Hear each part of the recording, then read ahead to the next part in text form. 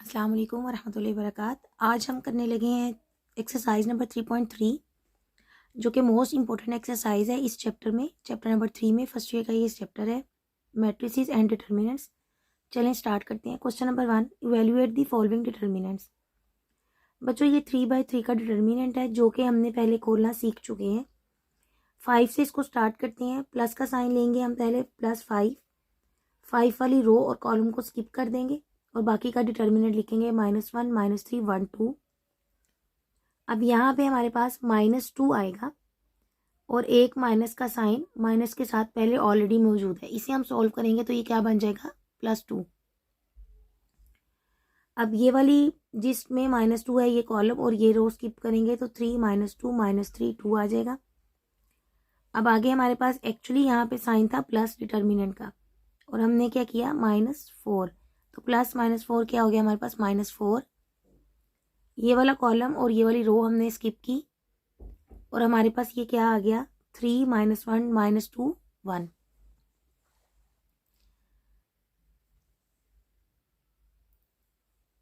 हमारे पास ये आ जाएगा।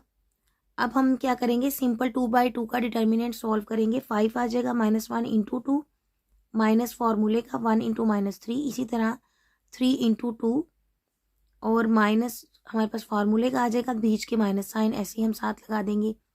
-4 आ जाएगा, 3 × 1 फार्मूले का बीच में माइनस और -2 × -1। इस सारे को हम सॉल्व करेंगे, जमा तफरीक करेंगे, हमारे पास आंसर क्या आ जाएगा, 1। अब हम अपने पार्ट नंबर 2 की तरफ बढ़ते हैं। पार्ट नंबर 2 भी हमारा बिल्कुल एज इट इज़ है। इसको भी हमने खोलना है। 5 से मैंने इसको स्टार्ट किया। हमें पता है कि डिटर्मिनेंट में पहले प्लस होता है, फिर माइनस और फिर प्लस साइन होता है।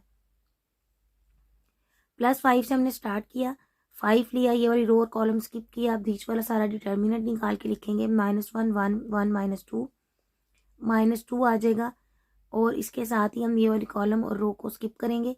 3 1 -2 और -2 और इसी तरह -3 के साथ हमारे पास क्या आ जाएगा, यहाँ पे प्लस है तो माइनस के साथ ये -3 बन जाएगा और हमारे पास आ जाएगा 3 -1 -1 2 और अगेन हम 2/2 के डिटर्मिनेंट्स को खोल देंगे।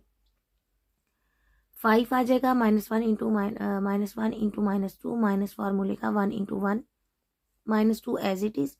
3 × -2 माइनस -2 × 1 -3 3 × 1 माइनस फार्मूले का -2 -1। अगेन हमने सारे को प्लस माइनस करेंगे और हमारे पास आंसर क्या आ जाएगा, 10।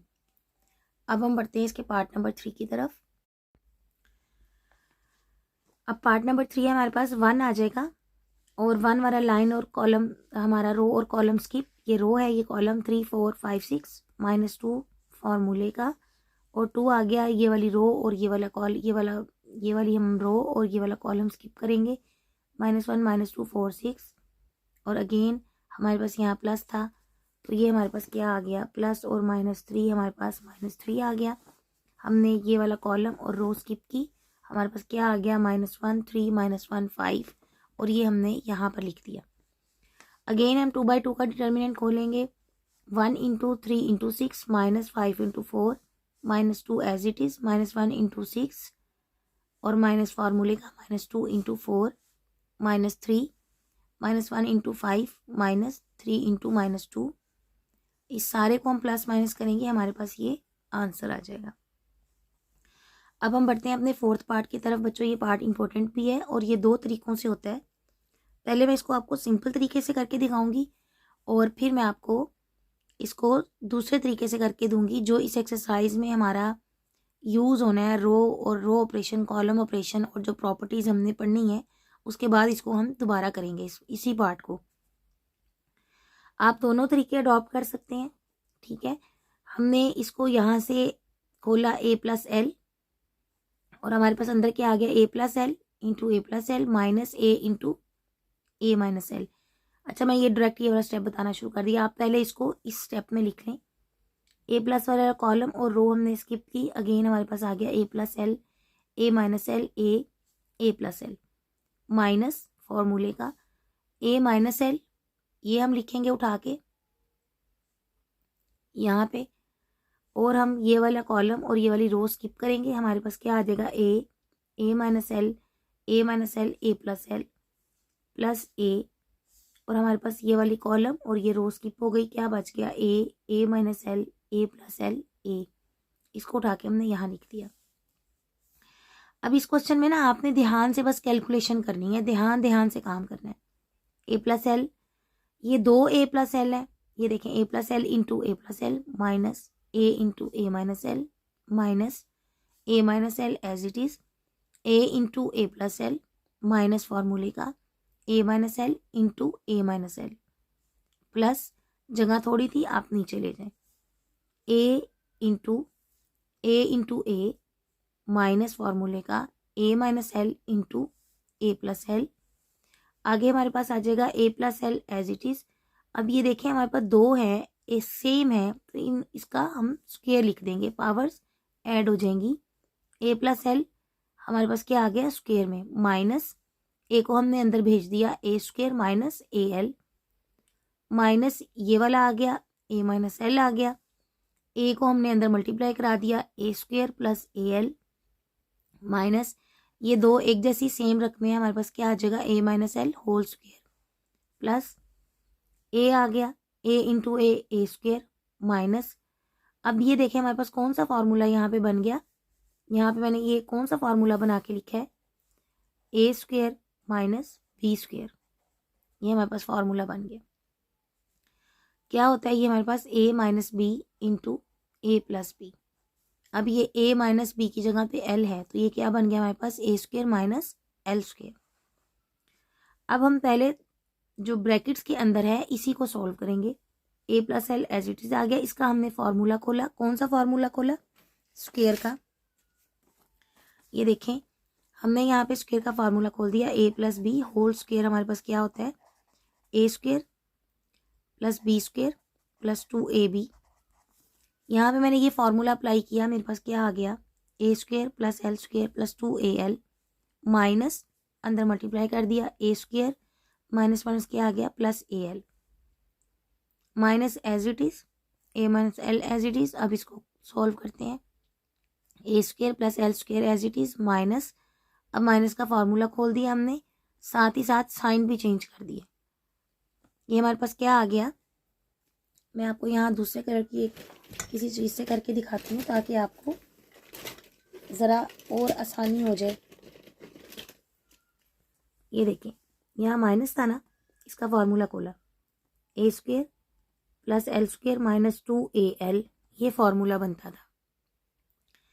जब माइनस से मल्टीप्लाई हुआ तो ये आ गया माइनस ए स्क्वायर माइनस एल स्क्वायर और minus minus plus 2al। Question मुश्किल नहीं है, बस थोड़ा सा हमारे पास ये इसमें आपने थोड़ी सी कैलकुलेशन को ध्यान से करना है। Plus A into A square minus A square minus minus जमा एल स्क्वायर। अब देखिए अंदर से जो चीज़ें हमारे पास जमा तफरीक होती हैं या कटती हैं उनको काट दे, ए स्क्वायर इससे कट जाएगा, ठीक है।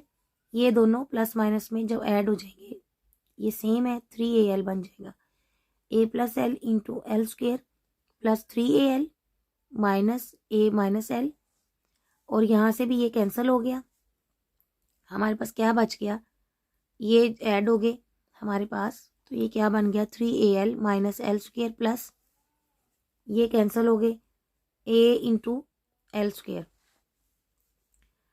अब यहाँ से देखें इसको हम अंदर मल्टीप्लाई कराएंगे, यहाँ से मैं आपको ना करके दिखा देती हूँ, उससे ये होगा कि क्वेश्चन ना ज़रा और इसकी रीडेबिलिटी बढ़ जाएगी क्वेश्चन की।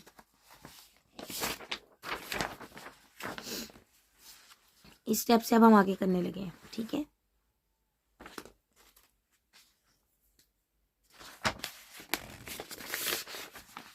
चलिए इसको स्टार्ट करते हैं।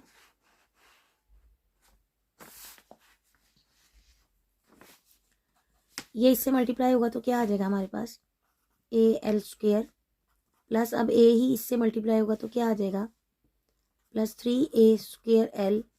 अब एल को मल्टीप्लाई करेंगे इससे प्लस एल क्यूब, फिर क्या आ जाएगा प्लस 3al स्क्वायर माइनस, अब ब्रैकेट लगा देगा। एक एक स्टेप को करेंगे तो फिर सवाल गलत नहीं होगा, और ये अक्सर पेपर में शॉर्ट में आ जाता है, 3a² l माइनस ए ही मल्टीप्लाई को कराएं पहले एल से, माइनस AL²। अब ये एल मल्टीप्लाई होगा इससे, माइनस 3AL²। अब ये इससे मल्टीप्लाई होगा तो माइनस माइनस क्या हो जाएगा, +L³ ब्रैकेट बंद करें, प्लस AL²। अब हमारे पास क्या आ जाएगा, AL² प्लस L² है यहाँ पे और हमारे पास, ये देखें ये एक जैसी रकमें। चलिए नेक्स्ट में इसको जमा करते हैं, इनको जमा कर दें, 3 और 1 कितना हो गया 4, 4AL² plus 3A² l plus L³ minus, अब माइनस 3A² l माइनस और माइनस क्या हो जाएगा, प्लस AL² माइनस और माइनस क्या हो जाएगा, प्लस 3AL² माइनस और प्लस क्या हो जाएगा, माइनस L³ प्लस AL²। अब हम देखते हैं कौन सा जमा तफरीक मजीद होता है। ये देखें ये टक्कर की हैं दोनों, एक जैसी और अपोजिट साइन से, इनको हम कैंसिल कर देंगे। और ये देखें ये चीज़ और ये चीज़ एक जैसी है और अपोजिट साइन है, इसको हम कैंसिल कर देंगे। अब बाकी सारी एक जैसी हैं, AL², AL², AL², AL², इनको ऐड कर दें, 4, 5, 6, 7, 8 और एक इसका है हेड, 9AL² हमारा आंसर आ जाएगा। बच्चों जो ये सारा था ना काम, ये मैंने आपको इस पे करके खुद दिखा दिया है सामने, ताकि आपको आसानी हो जाए अपने क्वेश्चन को करने से, आप डरे ना। अब हम बढ़ते हैं अपने नेक्स्ट पार्ट की तरफ। पार्ट नंबर 5 है, 3/3 का डिटर्मिनेंट है। पहली रो और कॉलम लिखा, दरमियान वाला सारा लिखा, 1 - 3 4 -1 -2। अब ये -2 ये वाला कॉलम और ये वाली रो हमने की, हमारे पास क्या आ गया, -1 -3 2 -1। और हमारे पास यहाँ प्लस था फॉर्मूले का और -2 था, तो ये -2 बन गया। ये वाला कॉलम और ये वाली रो हम स्किप कर देंगे, हमारे पास क्या बच जाएगा, -1 1 2 4, ये लिख दिया हमने। अगेन हमने 2/2 का सारा डिटर्मिनेंट खोला, 1 × -1 माइनस फार्मूले का, 4 × -3 -2, -1 × -1 माइनस फार्मूले का, 2 × -3। अगेन हमारे पास -2 आ गया, -1 × 4 माइनस फार्मूले का, 1 × t 1 × 2। अगेन हम सारे को प्लस माइनस करेंगे और हमारे पास आंसर क्या आ जाएगा, 9। ठीक है बच्चों, अब हम करते हैं इस क्वेश्चन का लास्ट पार्ट, 6 पार्ट। 2A हमारे पास बाहर आ जाएगा, इसको हम रो और कॉलम को स्किप करेंगे, 2B B C 2C -A। हमारे पास क्या बन जाएगा, B × 2C -C × B। ये देखें फिर हमारे पास क्या आ जाएगा, अब ये आपने खुद करना है, मैं नीचे वाला स्टेप आपको डायरेक्ट बता रही हूँ। अब ये आ जाएगा हमारे पास +A और क्या आ जाएगा, BC -2BC। ये देखें अगेन इसको हम सारे को प्लस मल्टीप्लाई करेंगे, फिर हम इसको खोलेंगे, जो सॉल्व होता है करेंगे, ये अंदर वाली चीज़ें सॉल्व हो जाएंगी, एक जैसी हैं, 3BC बन जाएगा, ये हमारे पास BC आ जाएगा और ये मेरे पास -BC आ जाएगा। हम बाहर वाली चीज़ को मल्टीप्लाई कर देंगे, अंदर ये हमारे पास क्या आ जाएगा, 6ABC -ABC -ABC। 6 में से 2 ABC निकाल दें तो क्या बच जाएगा हमारे पास, 4 ABC। तो बच्चों ये हमारा क्वेश्चन नंबर 1 ख़त्म हुआ। अब हम करते हैं क्वेश्चन नंबर 2 को करने के लिए पहले हम कुछ प्रॉपर्टीज़ करेंगे, वो करना हमारे लिए ज़रूरी है, और फिर हम अपना क्वेश्चन नंबर 2 स्टार्ट करेंगे। प्रॉपर्टीज़ करने के लिए पहले हम बुक को पढ़ेंगे, थोड़ा सा बुक खोलें, पेज नंबर मैं आपको बताती हूँ। अच्छा बच्चों, एक तो हमने पेज नंबर 98 पे बुक के ये वाली प्रॉपर्टीज़ करनी है, लेकिन ये हमने करनी है चैप्टर नंबर 1 की प्रॉपर्टीज़ के साथ, फिर हमारी ये क्लियर होंगी। इसको अभी हम नहीं कर रहे, लेकिन आप ये नोट कर लें कि ये पेज आपको सारा समझ भी होनी चाहिए और आपको ये याद भी होनी चाहिए, क्योंकि देखें शॉर्ट में अक्सर पूछा जाता है कि एसोसिएटिव प्रॉपर्टी लिखें with respect to addition matrices में क्या होती है। ठीक है, इसी तरह रियल नंबर से भी पूछी जा सकती है, तो आपने इसको कर लेना है। अच्छा इस वक्त हम करने लगे हैं ये वाली, बच्चों ये पेपर में 12 आ चुकी हैं properties of determinant which help in their evaluation. अच्छा बच्चों, अब हम पढ़ने लगे हैं इसकी प्रॉपर्टीज। साथ साथ मैं इसको थोड़ा थोड़ा एक्सप्लेन करती जाऊंगी, फिर मैं आपको बताऊंगी कि आपने अपने नोट्स पे इन प्रॉपर्टीज को कैसे लिखना है। For a square matrix A mod is equal to, यानी ए का determinant is equal to A transpose का डिटर्मिनेंट। बच्चों देखो, मैं आपको ना एग्जांपल्स दे के बताऊंगी। आपके पास एक स्क्वायर मैट्रिक्स है 2 3 1 और 2, ठीक है। आप इसका मॉड ले लेते हैं। हमारे पास क्या आ जाएगा, 2 1 3 2, और ये आ जाएगा हमारे पास 4 -3, और आंसर क्या आ जाएगा 1। वो कहते हैं कि अगर आप ए का डिटर्मिनेंट ले लें या ए ट्रांसपोज ले लें। अब मैं पहले ए ट्रांसपोज निकालती हूँ। क्या आ जाएगा ये 2 3 1 2। ए ट्रांसपोज क्या होता है कि रो चेंज हो गई कॉलम में और कॉलम चेंज हो गया रो में। अब मैं इसका ए ट्रांसपोज का डिटर्मिनेंट लेने लगी हूँ। यहाँ बस क्या आ जाएगा 4 -3, और आंसर क्या आ जाएगा 1, ठीक है। अब देखें, मेरे पास दोनों के आंसर क्या आ गए 1। आपको अब क्लियर हो गया कि किसी भी स्क्वायर मैट्रिक्स में A mod is equal to A transpose का मॉड हमारे पास इक्वल होता है। चलिए जी, ये तो क्लियर हो गया। कहता है if in a square matrix A 2 rows और 2 columns are interchanged the determinant of the resulting matrix is -a mod. कहता है अगर 2 रोज या 2 कॉलम्स को हम चेंज कर देंगे तो हमारे पास जो आंसर है वो माइनस में आ जाएगा। ये देखें जी, मेरे पास एक डिटर्मिनेंट है, एक मैट्रिक्स है। पहले मैं एक मैट्रिक्स लिखती हूँ, मैं यही वाला मैट्रिक्स ले लेती हूँ 2 3 1 2। ये मैंने प्रॉपर्टी नंबर 1 एक्सप्लेन की है यहाँ पे आपको, और अब मैं क्या करने लगी हूँ, प्रॉपर्टी नंबर 2 एक्सप्लेन करने लगी हूँ। अब हम वो देखते हैं। अब मैं इसकी कॉलम चेंज कर देती हूँ। कॉलम चेंज करूँ या रो चेंज करूँ, चलें जो आपका दिल करता है। कॉलम चेंज कर देती हूँ, यानी जो मेरा दिल करता है। 3 2 और 2 1 मैंने ऐसे लिख लिया, ठीक है बच्चे। अब हमारे पास क्या आ जाएगा, ए डिटर्मिनेंट 3 2 2 1, और अब मैं इसको सॉल्व करने लगी हूँ। ये आ जाएगा 3 -4, आंसर क्या आ गया बच्चों -1। ये देख लें, पहले आपके पास आंसर था 1, अब आंसर क्या आ गया -1। यानी जब हम रो या कॉलम चेंज कर देंगे तो हमारा आंसर भी रिजल्टिंग मैट्रिक्स क्या हो जाएगा, -a मॉड। अब हम एक्सप्लेन करते हैं प्रॉपर्टी नंबर 3। चलें, वो काफ़ी साल पुरानी है। पुरानी चीज़ों से बड़ी मोहब्बत हो जाती है, वो जैसी भी हों, फट भी जाएं तो। अच्छा जी, आगे देखें question number 3, part number 3, property number 3। If a square matrix A has 2 identical rows, इस पे गौर करें। अगर हमारे पास स्क्वायर मैट्रिक्स ए में 2 आइडेंटिकल रोज हों या 2 आइडेंटिकल कॉलम हो, यानी एक जैसे, then A mod is equal to 0। इसकी हम एक्सप्लेनेशन करते हैं। ये देखें जी, मैंने एक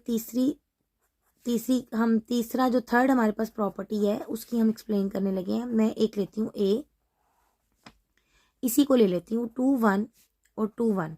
चलें जी, अब हम इसका डिटर्मिनेंट लेते हैं।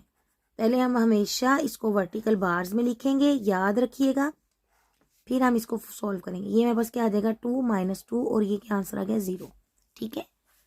हमारे पास 2 रोज सेम हो या 2 कॉलम सेम हो, और ये 3 में भी हो सकता है।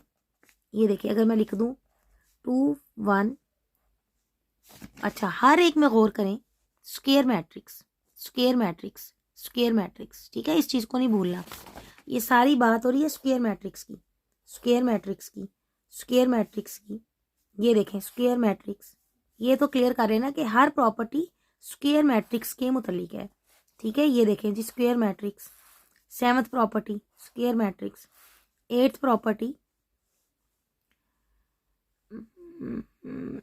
प्रॉपर्टी भी स्क्वायर मैट्रिक्स से ही रेलिवेंट है, लेकिन अभी इसने नहीं लिखा, इसको लग रहा हो ना नमक ज़्यादा हो गया। अच्छा, यहाँ नहीं इसने लिखा स्क्वायर मैट्रिक्स, लेकिन 8th प्रॉपर्टी भी आप ज़हन नशीन कर लें कि ये स्क्वायर मैट्रिक्स से रेलिवेंट है, ठीक है। यानी हमने जितनी बात करनी है स्क्वायर मैट्रिक्स से रेलिवेंट करनी है। अब मैं आपको करके दिखा रही थी 2 1 0 2 1 0 3 2 1।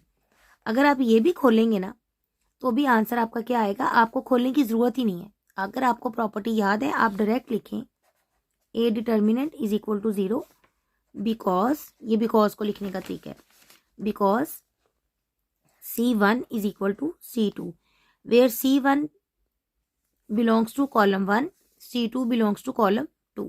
ठीक है बच्चों, आप डायरेक्ट भी लिख सकते हैं। अगर आपके जहन में प्रॉपर्टी जहन नशीन हो जाएंगी, क्लियर हो जाएंगी, तो आप कहेंगे कि इसका डिटर्मिनेंट 0 होगा क्योंकि C1 is equal to C2 है, या आप लिख देंगे C1 column 1 and column 2 are identical. ठीक है बच्चों, अब क्वेश्चन नंबर ये इसकी प्रॉपर्टीज नंबर 4 करते हैं।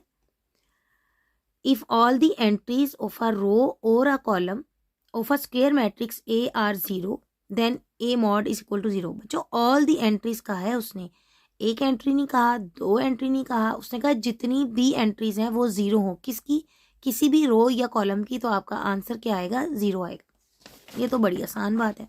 ये देखें जी, अब हम प्रॉपर्टी नंबर 4 को एक्सप्लेन करने लगे हैं। अगर मेरे पास ए ऐसा हो बेचारा 0 0 1 2 और मैं इसका डिटर्मिनेंट ले लूँ 0 1 0 2, तो ये क्या आ जाएगा, देखेंगे इससे मल्टीप्लाई हुआ तो 0 माइनस 0 इज इक्वल टू 0। अच्छा अगर मैं 3/3 का भी ले लूँगी ना बच्चों, तो ये तब भी ऐसे ही आएगा। देखें 0 0 0 1 2 3 और 6 7 8 ऐसा ले लेती हूँ।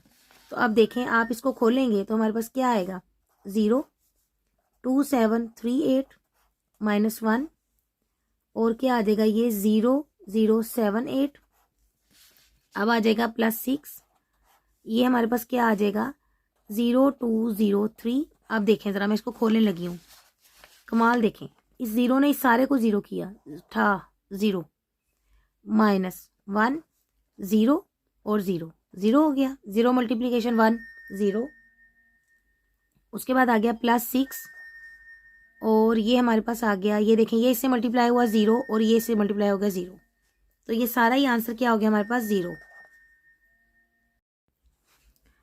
अब हम बढ़ते हैं अपने प्रॉपर्टी नंबर 5 की तरफ। If the entries of a row और a column in a square matrix A are multiplied by a number k belongs to r then the determinant of the resulting matrix is k a mod.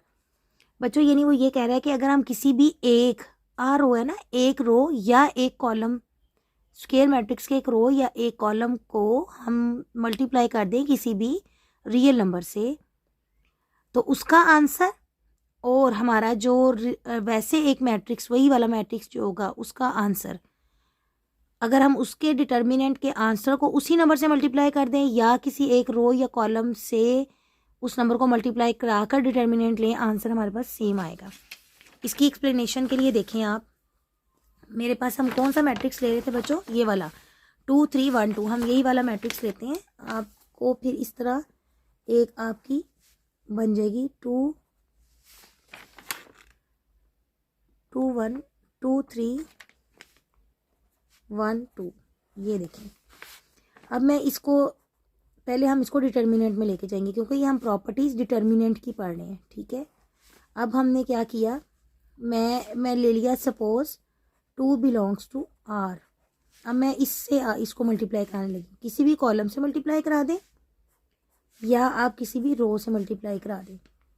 4 2 3 2, इसका answer लेते हैं, क्या आ जाएगा 8 minus 6, answer मेरे पास क्या आ गया 2, और इसका आंसर निकालते हैं इस डिटर्मिनेंट का, हमारे पास क्या आएगा 4 माइनस 3 1।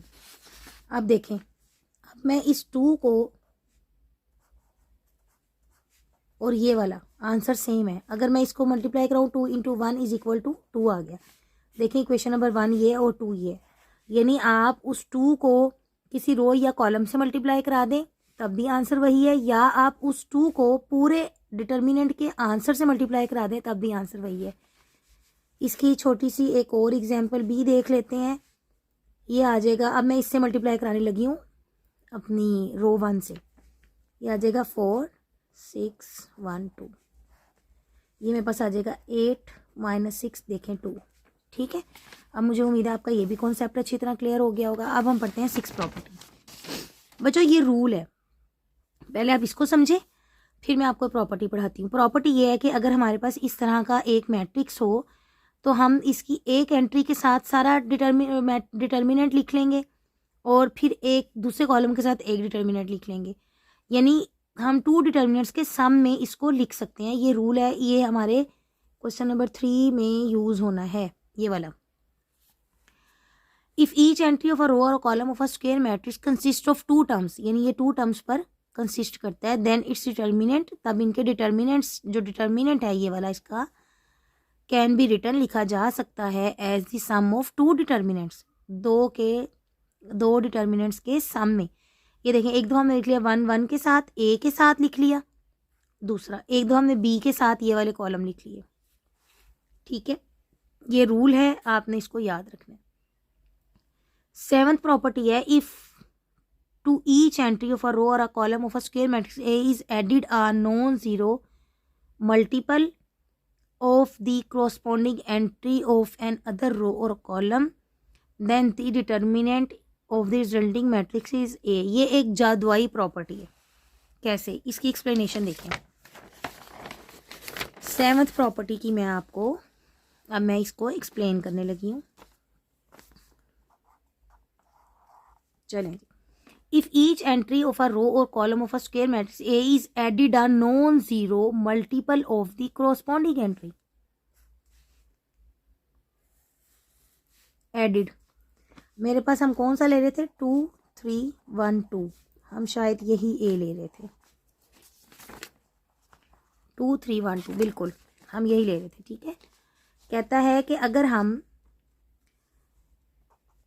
ये देखें 2 1, मैंने 2 सिलेक्ट किया रियल नंबर में से, इसको मैंने मल्टीप्लाई किया इस पूरे कॉलम से, 2 इंटू 2 क्या हो जाएगा 4, और 3 प्लस कर दिया 4, 2 इंटू 1 क्या हो जाएगा 2, तो इस 2 प्लस 2, यानी क्या किया मैंने इस क्रॉसपॉन्डिंग कॉलम में ये वाला कॉलम ऐड किया, लेकिन किसी भी नॉन ज़ीरो नंबर से मल्टीप्लाई कराने के बाद।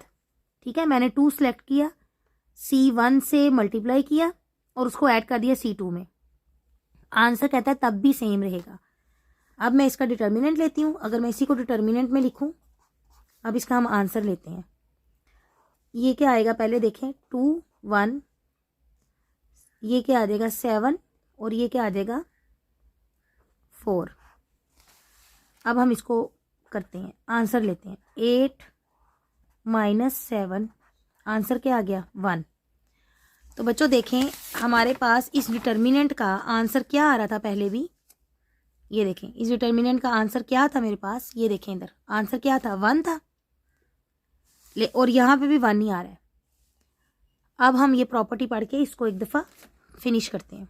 ये देखिए, if to each entry of a row और a column of a square matrix is added, यानी हम किसी भी रो या कॉलम की हर एंट्री में ऐड करें एक non zero multiple of a corresponding entry. Corresponding entry ये थी ना, 3 की क्रॉसपॉन्डिंग 2, 2 की क्रॉसपॉन्डिंग 1, हमने इनको ऐड करना है, लेकिन after multiplying to a non zero number, then result will be same. वो आपके सामने आ गया। मुझे उम्मीद है आपको इसकी अच्छे तरीके से समझ आ गई होगी 7th प्रॉपर्टी की। अब देखें जी property number 8, if a matrix is in triangular form, अगर हमारे पास एक मैट्रिक्स ट्राइएंगुलर फॉर्म में हो, then the value of its determinant is the product of the entries on its main diagonal. अच्छा जी, अब प्रॉपर्टी नंबर 8 को समझते हैं। कहता है कि अगर हमारे पास, पहले मैं आपको बता दूं कि ट्राइएंगुलर मैट्रिक्स हम किसे कहते हैं। देखें, मैं अगर लिखूं यहाँ पे 2 3 1 0 1 3 0 0 3, ये ट्राइएंगुलर मैट्रिक्स है, इसको हम कहते हैं मेन डायगोनल।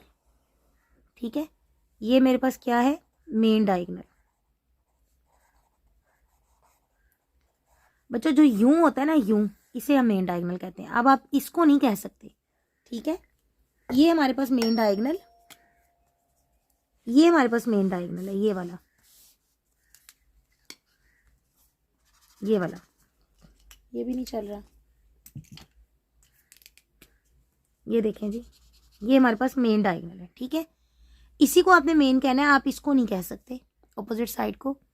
ये आपके पास मेन डायगोनल है। मेन डायगोनल के नीचे या ऊपर की एंट्रीज अगर 0 हों तो वो ट्राईएंगुलर मैट्रिक्स होता है। ये देखें, ये ट्राईएंगल बनती है एक, और ये एक ट्राईएंगल बनती है। ये वाली ट्राईएंगल 0 हो या ये वाली ट्राईएंगल 0 हो तो ये हमारे पास क्या होता है, ट्राईएंगुलर मैट्रिक्स।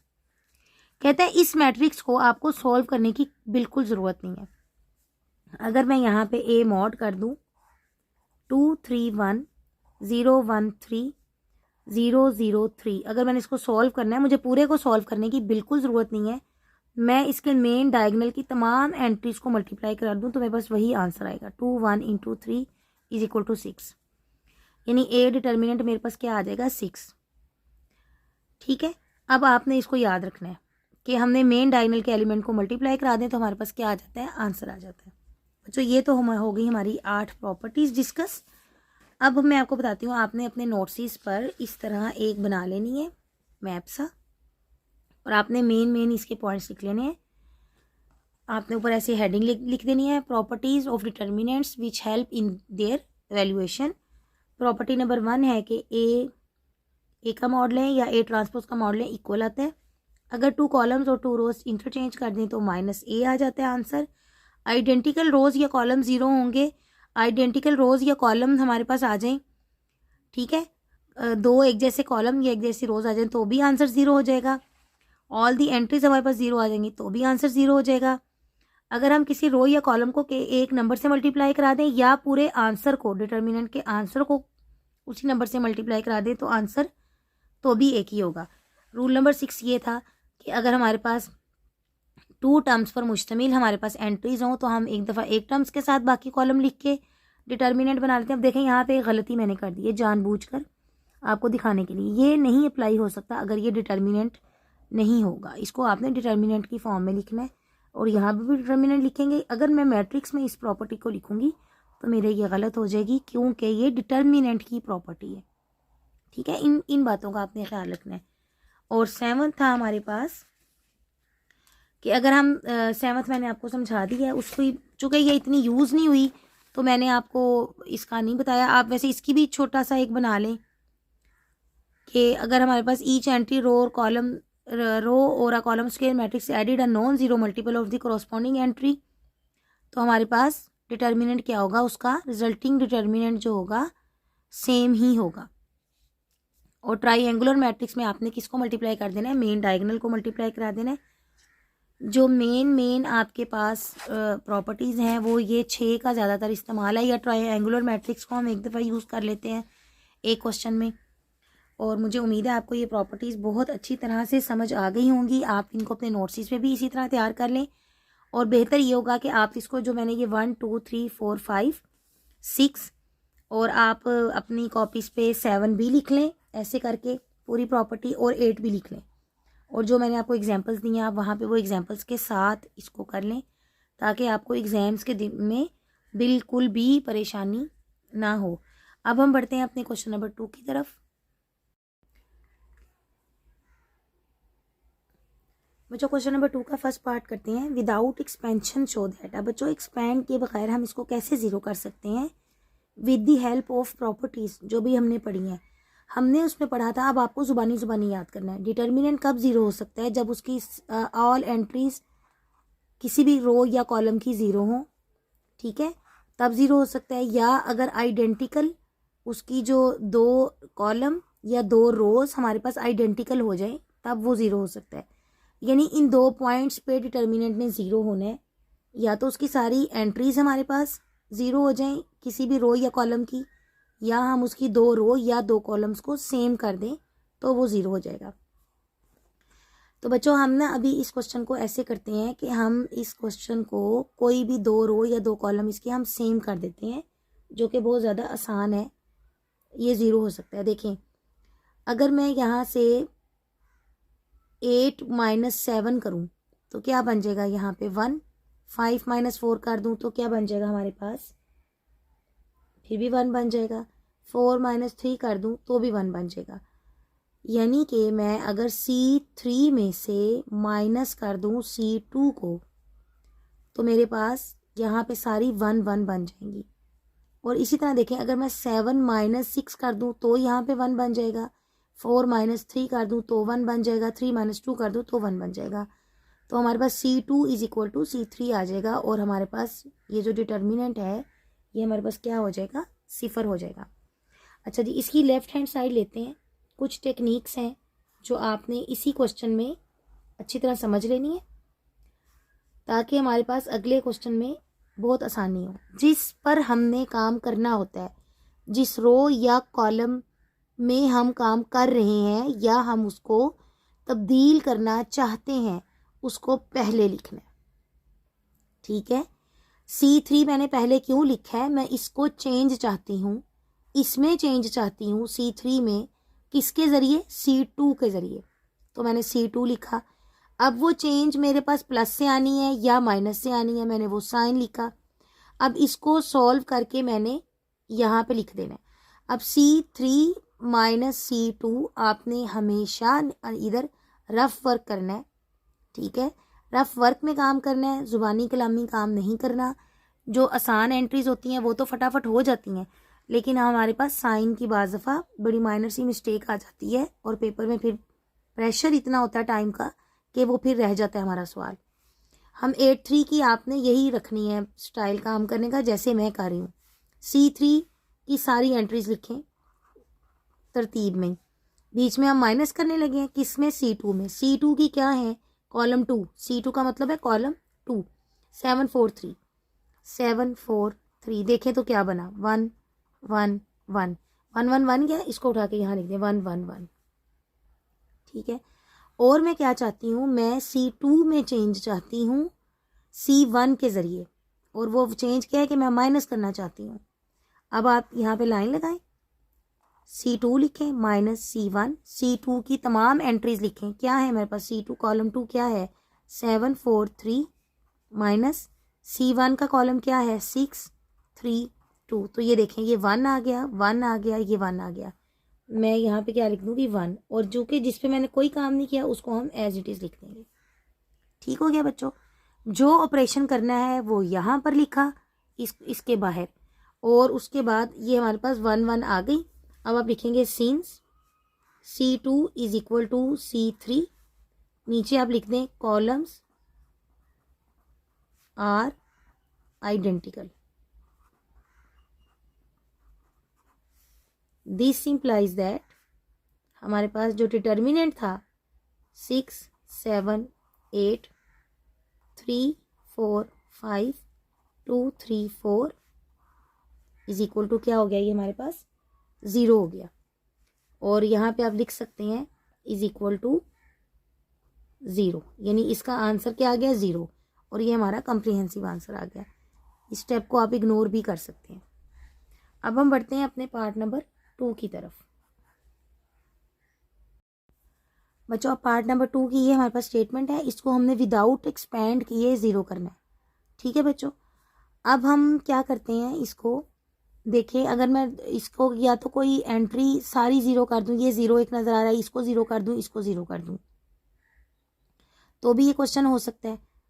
और इसके अलावा हम क्या कर सकते हैं, उससे भी आसान नज़र आ रहा है, इसमें 2 ऑपरेशन करने पड़ेंगे। उससे आसान नज़र ये आ रहा है कि अगर मैं C1 में से माइनस कर दूं C2 तो ये बन जाएगा -1। 1 माइनस 1 0 बन जाएगा। और 2 चूँकि माइनस कर रही हूँ तो माइनस माइनस प्लस 3 हो जाएगा, तो यहाँ पे 5 बन जाएगा। C1 इक्वल आ जाएगा C3 के। लेफ्ट हैंड लेते हैं, स्टार्ट करते हैं। आपको अगर समझ नहीं आई तो अब आ जाएगी। काम मैं किस पे कर रही हूँ, C1 पे काम करना चाहती हूँ, उसको पहले लिखूंगी। काम क्या करना चाहती हूँ मैं, माइनस करना चाहती हूँ C2 को। और अब मैं ये रफ में काम करूँगी, C1 माइनस C2। C1 का सारा कॉलम उठा के लिखें, 2 1 2 माइनस माइनस माइनस। C2 मेरे पास क्या है, 3 1 माइनस 3। ये क्या आ जाएगा मेरे पास, -1। ये क्या आ जाएगा, 0। और माइनस माइनस प्लस हो जाएगा और ये क्या बन जाएगा, 5। तो ये क्या बन गया -1 क्या मैंने इस पर कोई काम किया? नहीं, इसके ज़रिए किया, इस पर काम कोई नहीं किया। -105 देखें जी, C1 is equal to C3 since C1 is equal to C3 this implies that हमारे पास इस आंसर क्या आ गया? डिटर्मिनेंट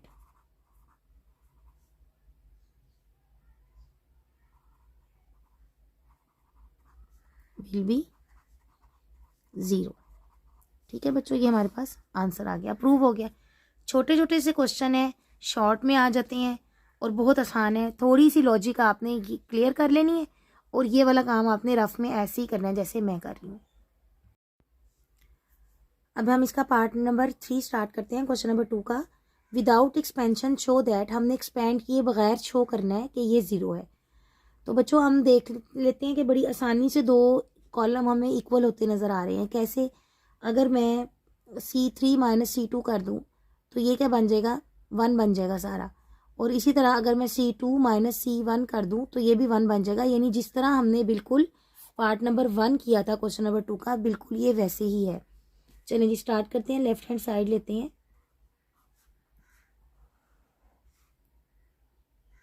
इस पर तो हम कुछ नहीं ना कर रहे, इसको हम ऐसे लिख देंगे। और हम कर क्या रहे हैं? हम C3 पर काम करना चाहते हैं।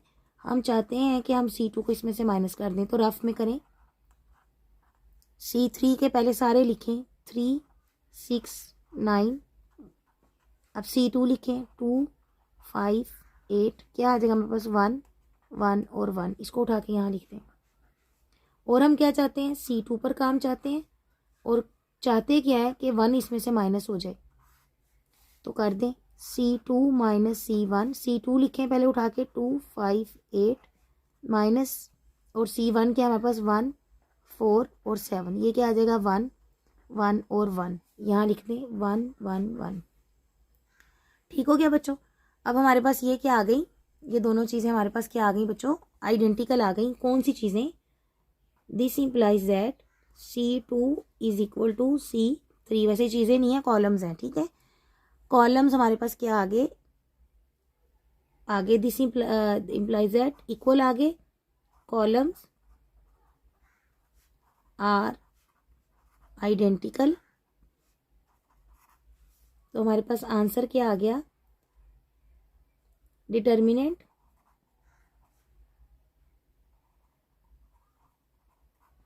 Will be 0। ये आपके पास आंसर आ गया। हम यहाँ पे अपना क्वेश्चन ख़त्म कर देंगे। ठीक है बच्चों, ये हमारा काम हो गया। और आप यहाँ पे भी लिख सकते हैं इज इक्वल टू 0, और उसके बाद आप ये रीज़न दे सकते हैं कि ये हमने 0 क्यों किया है। क्योंकि हमने C2 is equal to C3 कर दिया, कॉलम्स आइडेंटिकल हो गए और डिटर्मिनेंट विल बी 0। डिटर्मिनेंट हमारा 0 होगा। ये देखें बच्चों जी, क्वेश्चन नंबर 1 का 4th पार्ट। मैंने आपसे कहा था कि हम जब ऑपरेशन सिस्टम पढ़ लेंगे थोड़ा सा तो ये बड़ी आसानी से हो सकता है। देखें, मैंने तमाम R1 पे काम किया। ठीक है, मैंने क्या काम किया कि मैंने R1 के अंदर ऐड कर दी R2 और R3, यानी इन सारों को उठाया, इसमें जमा कर दिया। तो क्या आ गया? A + L, फिर जमा A - L जमा A। इन दोनों पर कुछ नहीं किया तो इनको ऐसे ही रहने दिया। A + A + L + A - L, A - L + A + A + L। ठीक है, इसमें काफ़ी चीज़ें कट गई, L सारा ही कैंसिल हो गया और मेरे पास क्या बच गया? 3A 3A 3A। बाकी मैंने एज इट इज़ लिख दिया। 3A बच्चों मैंने कॉमन ले लिया, अंदर क्या बच गया? 1 1 1। अब मैं इस 1 की मदद से इसको 0 कर सकती हूँ। कैसे? मैं R2 में से माइनस कर दूं अगर R1। आपने यहाँ से ये नहीं डरना कि नहीं नहीं वही तरीका का ठीक था। यही तरीका आगे सारे चलना है क्वेश्चन नंबर 3 में, इसलिए आप इसको देखें। R2 यानी ये 1 है ना, 1 में से ये वाला 1 माइनस कर दूं तो यहाँ क्या आ जाएगा? 0। फिर इस 1 में से अगर ये वाला 1, इस 1 की हेल्प ले लूँ, 1 - 1 0 कर दूँ तो ये क्या हो जाएगा? 0। ये देखें, यानी R2 में से माइनस कर दूँ R1, R3 में से माइनस कर दूँ R1, तो मेरे पास क्या आ जाएगा? यहाँ पे 0 0 आ जाएगा। अब बाकी क्या बनेगा वो हमने यहाँ बना कर देख लेना है। ये देखें, जिस तरह मैंने यहाँ आपको बताया है, कि आपने हमेशा रफ पे करना है इसको। R2 माइनस R1, पहले सारा R2 लिख लें उठा के। R2 क्या था 1 A प्लस एल और A minus L, minus minus minus, चूँकि माइनस करें R1 की तमाम एंट्रीज लिखेंगे 1, फिर क्या आ जाएगा माइनस A प्लस एल, फिर क्या आ जाएगा माइनस A, तो यहाँ पे आ जाएगा 0, ये कैंसिल हो जाएगा और ये आ जाएगा 2L और ये माइनस एल, वो लिख दिया उठा के 0 2L माइनस एल। अब बच्चों यही काम मैं करने लगी हूँ R3 माइनस R1, यानी R3 में मैं 1 को 0 करना है इसकी मदद से, तो 1 माइनस 1 0 और बाकी देखते हैं क्या बनता है। पहले आप सारे R3 की एंट्रीज लिख लें। वो मेरे पास क्या थी 1 थी, A थी, A प्लस एल थी, 1A A plus L minus minus minus R1 की एंट्रीज क्या थी मेरे पास, यहाँ पे देखें इधर 1 माइनस A प्लस एल आ जाएगा और माइनस A। अब यहाँ से भी देखें क्या आ गया 0 LL, वो मैंने उठा के यहाँ लिख दिया 0 LL। बस क्वेश्चन ख़त्म हो गया। हम इसको एक्सपेंड कर लेंगे, एक्सपेंड बाय C1। जब हम कॉलम 1 से एक्सपेंड करेंगे तो देखें ये वाली रो, ये वाला कॉलम और ये वाली रो चले गई, अंदर क्या बच गया ये वाला डिटर्मिनेंट, यानी मेरे पास आ गया, आप यहाँ पे एक स्टेप और कर लें 3A और अंदर क्या बच गया 2L माइनस L L और L।